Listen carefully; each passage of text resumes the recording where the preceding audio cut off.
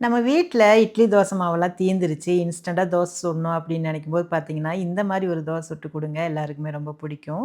இதுக்கு வந்து வேற எதுவுமே தேவையில்ல. பாசிப்பருப்பு இந்த மாரி கொஞ்சம் வீட்ல இருக்கிற ஜாமான் இருந்தா போதும். பாசிப்பருப்பு இருந்துச்சு அப்படின்னா, அத வந்து எடுத்து ஊற வச்சுக்கலாம். ஒரு 1/2 மணி நேரம் கிட்ட ஊறுனா போதும். அதுக்கப்புறம் வந்து வரமிளகாய், இஞ்சி, சீரகம், அப்புறம் தக்காளி 1 சேர்த்துருக்கிறேன். அப்புறம் கிரிஸ்பியா வரணும் அப்படிங்கிறனால, நான் வந்து அரிசி மாவு கொஞ்சம் சேர்த்துக்கிறேன். எல்லாம் சேர்த்துட்டு இந்த மாரி அரைச்சு எடுத்துக்கலாம். தக்காளிலாம் சேர்க்குறோம் அப்படிங்கிறனால பார்த்தீங்கன்னா, அந்த டேஸ்ட்டே வேற மாரி நல்லாயிருக்கும். கூடவே சின்ன ஒரு பவுல்ல ஒரு 2 ஸ்பூன் வாக்குல மிளகாத்தூள் சேர்த்துருக்கிறேன். அது கூட வந்து நல்லெண்ணெய் வந்து ஒரு 2 ஸ்பூன் விட்டு நல்லா கலந்து இந்த மாரி எடுத்து வச்சுக்கலாம்.